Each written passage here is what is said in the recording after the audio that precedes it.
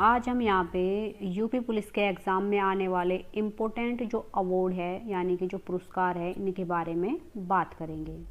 तो सबसे पहले बात करते हैं हम नोबेल पुरस्कार की, जिसको हम बोलते हैं इंग्लिश में नोबेल प्राइज़। तो अगर क्वेश्चन आता है कि नोबेल पुरस्कार की शुरुआत कब हुई, तो इसकी शुरुआत हुई थी 1901 ईस्वी में। इसकी शुरुआत 1901 में हुई थी, लेकिन इसकी घोषणा कर दी गई थी 1900 ईस्वी में ही। यानी कि नोबेल पुरस्कार की ये घोषणा 1900 ईस्वी में कर दी गई है कि 1901 से इस पुरस्कार को दिया जाएगा। नोबेल फाउंडेशन की स्थापना 29 जून 1900 ईस्वी को की गई थी। अब ये जो 29 जून 1900 को नोबेल फाउंडेशन की स्थापना की गई थी, इसी के द्वारा ये नोबेल पुरस्कार भी दिया जाता है। और ये जो नोबेल पुरस्कार है, ये अल्फ्रेड नोबेल थे स्वीडन के रहने वाले, उनकी याद में हर साल 10 दिसंबर को ये दिया जाता है। और इसको देता कौन है? Nobel foundation. और नोबेल फाउंडेशन की स्थापना 29 जून 1900 ईस्वी में कर दी गई थी। यानी कि जब इसको देने की घोषणा हुई, उसी साल इस फाउंडेशन को भी बनाया गया और उसके अगले साल इसको दिया जाने लगा। इसकी स्थापना स्वीडन के महान वैज्ञानिक अल्फ्रेड नोबेल ने 1901 में की थी। यानी कि ये जो वैज्ञानिक है अल्फ्रेड नोबेल, इन्हीं की याद में ये 1901 से दिया जाता है, ये कह सकते हैं। अल्फ्रेड नोबेल ने 1867 में क्या किया था? डायनामाइट की खोज करी थी।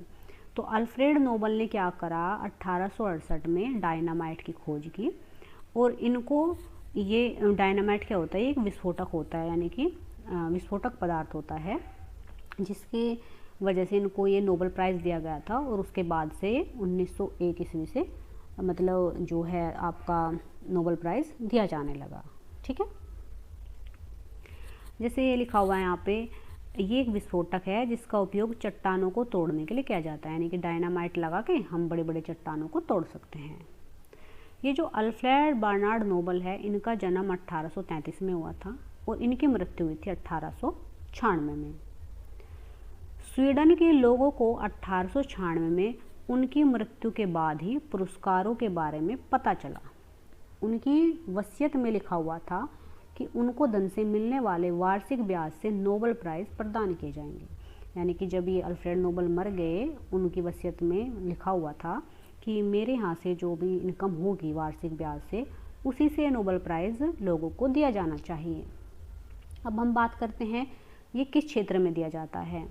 तो ये शुरू में तो 5 क्षेत्रों में दिया जाता था, जैसे साहित्य क्षेत्र, शांति क्षेत्र, भौतिकी क्षेत्र, चिकित्सा क्षेत्र और रसायन क्षेत्र। इन 5 में जो अच्छा काम करता था, यानी कि जो उत्कृष्ट काम करता था, उनको नोबेल प्राइज़ दिया जाता था। लेकिन 1967 में ये घोषणा कर दी गई कि जो नोबेल पुरस्कार है अब अर्थशास्त्र यानी कि इकोनॉमिक्स के क्षेत्र में भी दिया जाएगा। इसके बाद क्या हुआ? 1968 में इससे स्थापित किया गया। देखो मैं आपको बताती हूँ कि 1967 में तो ये घोषणा हुई कि ये अर्थशास्त्र के क्षेत्र में भी दिया जाएगा, लेकिन इसको स्थापित कब किया गया? इसको स्थापित किया गया था 1968 में। अब बात करेंगे सबसे पहले अर्थशास्त्री यानी कि जो इकोनॉमिक्स के क्षेत्र में सबसे पहले ये अवार्ड दिया गया, ये 1969 में दिया। देखो 67 में इसकी घोषणा हो गई, 68 में इसको स्थापित किया गया और उसके अगले ही साल इसको इकोनॉमिक्स के क्षेत्र में भी दिया जाने लगा। नोबेल पुरस्कार की राशि हर साल बदल जाती है, यानी कि प्रत्येक साल ये चेंज होती रहती है, फिक्स नहीं है कि हर साल इतनी ही दी जाएगी, ये हर साल बदल जाती है। पहले 5 क्षेत्रों की पुरस्कार राशि, यानी कि जो पहले 5 क्षेत्र है इकोनॉमिक्स को छोड़कर, उन्हें नोबेल फाउंडेशन देता है। जो नोबेल फाउंडेशन बनाया गया था, देखो मैंने आपको बताया था कि ये जो नोबेल फाउंडेशन है, इसकी स्थापना कब की गई थी? इसकी स्थापना 29 जून 1900 ईस्वी में कर दी गई थी। और जब इसकी स्थापना हुई थी, यही फाउंडेशन क्या करता है? 5 क्षेत्रों में पुरस्कार की राशि को डिस्ट्रीब्यूट करता है, यानी कि दे देता है। लेकिन अर्थशास्त्र की क्षेत्र की जो पुरस्कार राशि है, ये कौन देता है? ये देता है स्वेरिजिस रिक्स बैंक। कौन सा बैंक देता है? स्वीडन का बैंक है स्वेरिजिस बैंक। ये इकोनॉमिक्स के क्षेत्र में जो नोबेल प्राइज़ है उसको देता है। ये कब दिया जाता है? प्रत्येक वर्ष अक्टूबर में नोबेल पुरस्कार की घोषणा कर दी जाती है। यानी कि जैसे अक्टूबर का महीना आता है हर साल, तो ये ऐलान कर दिया जाता है कि अब नोबेल प्राइज़ दिए जाएंगे। ये जो मतलब नोबेल प्राइज़ देने की घोषणा होती है ये ओस्लो में करी जाती है। ओस्लो एक देश है, शहर है एक देश का, तो वहाँ पे इसकी घोषणा करी जाती है। और ये ओस्लो क्या है, ये नॉर्वे की राजधानी है। नॉर्वे देश है, उसकी राजधानी है ओस्लो। तो इसी में ये घोषणा कर दी जाती है अक्टूबर के महीने में कि नोबेल पुरस्कार दिया जाएगा। ये पुरस्कार प्रत्येक वर्ष 10 दिसंबर को देते हैं। देखो, घोषणा अक्टूबर में हो जाती है और दिया ये हमेशा 10 दिसंबर को जाता है। और दिया कहाँ पे जाता है, ये स्टॉकहोम स्वीडन में दिया जाता है। देखो ध्यान से देखिएगा, अक्टूबर में इसकी घोषणा करते हैं, कहाँ करते हैं, नॉर्वे की राजधानी ओस्लो में, लेकिन दिया 10 दिसंबर को जाता है और दिया स्टॉकहोम, स्वीडन का एक शहर है स्टॉकहोम, वहाँ पर दिया जाता है। शांति का नोबेल पुरस्कार बिना घोषणा के दिया जाता है। सिर्फ शांति का ही नोबेल पुरस्कार है। देखो 6 क्षेत्र हैं, 5 तो टोटल थे और 6 इकोनॉमिक्स वाला, तो इसमें जो शांति वाले क्षेत्र में नोबेल पुरस्कार दिया जाता है उसकी पहले से घोषणा नहीं की जाती।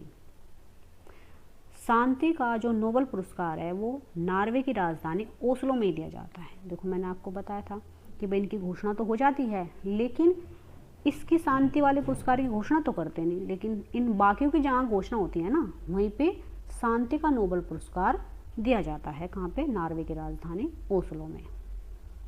दिमाग ही खराब है इनका तो भाई, कुछ भी कर लो। इसे नॉर्वेजियन नोबेले यानी कि जो समिति नॉर्वे की संसद स्टार्टिंग द्वारा दिया जाता है, ताकि सभी अन्य पुरस्कार स्वीडन की राजधानी स्टॉकहोम में दिए जाते हैं। यानी कि हम कह सकते हैं कि जो नॉर्वेजियन नोबेल समिति है, नॉर्वे की संसद स्टार्टिंग, इसके द्वारा ये दिया जाता है शांति का नोबेल पुरस्कार, और बाकी के जो हैं वो स्वीडन की राजधानी स्टॉकहोम में ही दिए जाते हैं। एक क्षेत्र में अधिकतम 3 लोगों को नोबेल पुरस्कार दिया जाता है। मान लिया कि इकोनॉमिक्स में 5 लोगों ने अच्छा काम किया, लेकिन 5 से मतलब नहीं होगा, इन 5 में से 3 ही लोगों को, जो सबसे अच्छे, इन 5 में भी 3 अच्छा काम करेंगे, सिर्फ कितने लोगों को, 3 ही लोगों को ये काम ये 3 ही लोगों को ये पुरस्कार, नोबेल पुरस्कार दिया जाता है। 3 से ज़्यादा को ये नहीं दिया जा सकता। इकोनॉमिक्स के क्षेत्र में 3 को मिलेगा ज़्यादा से ज़्यादा, अगर बोले शांति के क्षेत्र में भी 3 को मिलेगा ज़्यादा से ज़्यादा, 1 को भी मिल सकता है, 2 को मिल सकता है, 3 को मिल सकता है, लेकिन 3 से ज़्यादा को नहीं मिलेगा। 1974 में ये नियम आया कि मरणोपरांत नोबेल पुरस्कार नहीं दिया जाएगा। यानी कि जैसे मान लो कि किसी को कह दिया गया कि तुम्हें नोबेल प्राइज़ दिया जाएगा अक्टूबर में, लेकिन वो उस दौरान मर जाता है, उसकी मृत्यु हो जाती है, तो फिर 1974 में ये नियम लाया गया कि उसके मर जाने के बाद नोबेल प्राइज़ नहीं दिया जाएगा उस व्यक्ति को। अब तक केवल दो ही व्यक्ति ऐसे हैं जिनको मृत व्यक्तियों को ये पुरस्कार दिया गया। यानी कि देखो 1974 में कहा गया कि मरने के बाद, मरणोपरांत ये पुरस्कार नहीं देंगे, लेकिन केवल 2 ही ऐसे व्यक्ति हैं जिनको मरने के बाद भी पुरस्कार दिया गया। पहले थे एरी एक्सेल, 1931 में दिया गया था, और दूसरे थे डैग हैमरशोल्ड, इनको 1961 में दिया गया था। सबसे अधिक बार नोबेल पुरस्कार, देखो सबसे अधिक बार जो नोबेल पुरस्कार जीता है वो जीता है रेड क्रॉस सोसाइटी ने। ये एक रेड क्रॉस का एक सोसाइटी है, उसको ये सबसे ज़्यादा बार नोबेल प्राइज़ दिया गया है। 1917 में, 44 में, 63 में ये मतलब दिया गया था, और इसका 1963 में ही रेड क्रॉस का स्थापना दिवस भी मना दिया जाता है। रेड क्रॉस के जो फाउंडर थे हेनरी ड्यूनेट, इनको 1901 में सबसे पहला नोबेल पुरस्कार दिया गया, इनको मिला था। यानी कि जब 1901 में सबसे पहले नोबेल पुरस्कार दिया गया था तो वो हेनरी ड्यूनेट और इनके साथ जो फ्रेडरिक पेसी थे, इन दोनों को, हेनरी ड्यूनेट को और फ्रेडरिक पेसी को 1901 में नोबेल पुरस्कार दिया गया था। फ्रेंच पीस सोसाइटी के संस्थापक, यानी कि ये जो फ्रेडरिक पेसी हैं, ये कौन थे, ये फ्रेंच पीस सोसाइटी के फाउंडर थे, संस्थापक थे, और रेड क्रॉस के फाउंडर हेनरी ड्यूनेट थे। इन दोनों को 1901 में सबसे पहले नोबेल प्राइज़, नोबेल पुरस्कार दिया गया था।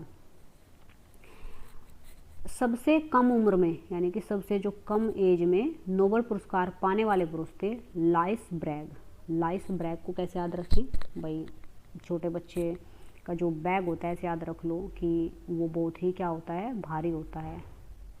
तो सबसे कम उम्र में बैग लाद दिया जाता है उन पर भारी भारी, तो उनको ऐसे याद कर सकते हैं। सबसे कम उम्र में नोबेल प्राइज़ दिया था लाइसबैक को, और ये 25 साल के थे जब इनको ये पुरस्कार दिया गया।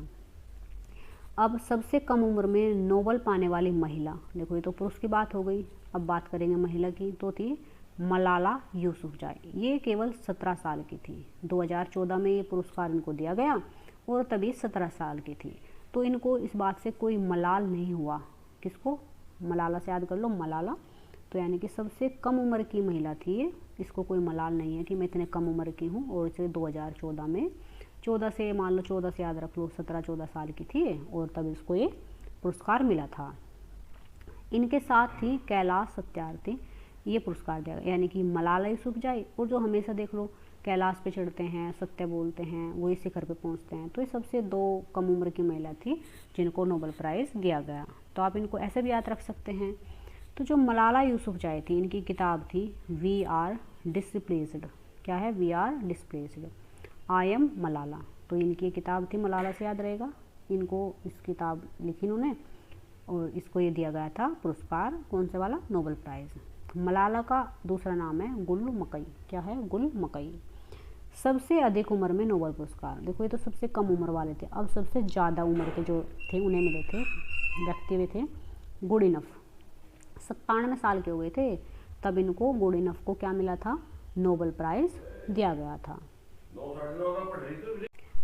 अब ये तो हो गया हमारा कि भाई सबसे अधिक उम्र वाले कौन थे? गुडिनफ। भाई क्या इसे ऐसे याद रख लो कि भाई इनफ कर दो, अब तो बहुत हो गया, इनफ कर दो भाई, 97 साल के हो गए हो, अब तो इनफ कर दो। तो सबसे अधिक उम्र वाले नोबेल प्राइज़ मिले थे किनको? गुडिनफ को। 2 बार नोबेल पुरस्कार प्राप्त करने वाले 4 लोग हैं। इनको 2 बार नोबेल प्राइज़ दिया गया था और ये 4 लोग हैं। पहले हैं मैडम क्यूरी। इनको 1903 में रेडियो एक्टिविटी की खोज की थी और इनको फिजिक्स यानी कि भौतिकी के क्षेत्र में ये नोबेल प्राइज़ दिया गया। फिर इनको 1911 में भी दिया गया रेडियम निष्कर्षण के लिए। इन्होंने केमिस्ट्री के क्षेत्र में, रसायन के क्षेत्र में किया था रेडियो निष्कर्षण, तो इन्हें 1911 में भी ये प्राइज़ दिया गया। यानी कि एक बार तो इनको 1903 में मिला और एक बार 1911 में मिला। इसके बाद आते हैं दूसरे नंबर पे जॉन बार्डीन। तो देखो आप इसको ऐसे याद कर सकते हो, मैडम क्यूरी, मैडम है और बहुत ही क्या है? क्यूरी, यानी कि बहुत ही ज़्यादा क्यूरियोसिटी है, ज़्यादा जानने की इच्छा रखती है। तो इनको रेडियो एक्टिविटी की उसमें 1903 में मिल गया, फिर इनको 1911 में मिल गया। इसके बाद आता है जॉन बार्डीन। इनको भी 2 बार मिला, एक 1956 में, एक 1972 में।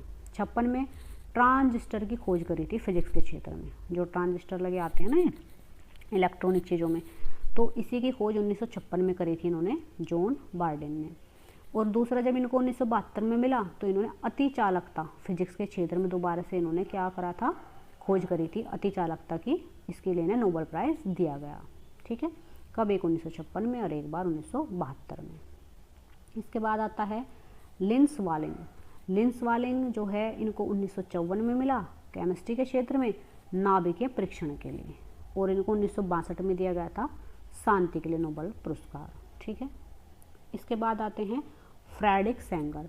इनको भी 2 बार मिला, एक 1958 में मिला और एक बार 1980 में मिला, और दोनों बार इन्हें केमिस्ट्री के क्षेत्र यानी कि रसायन में इन्होंने काम करा था इंसुलिन के लिए।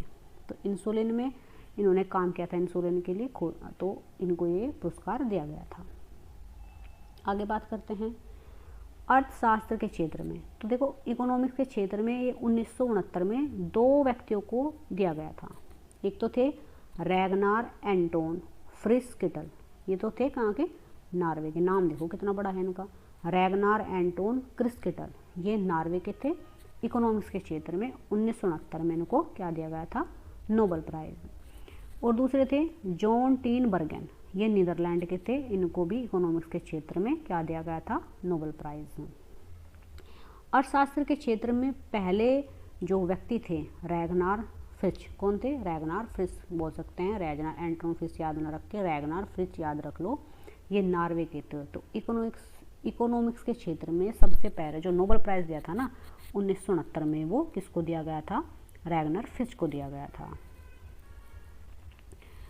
अब हम बात करेंगे नोबेल पुरस्कार पाने वाले भारतीय। तो ये क्लास ज़्यादा लंबी हो जाएगी, तो इनके बारे में हम कल बात करेंगे।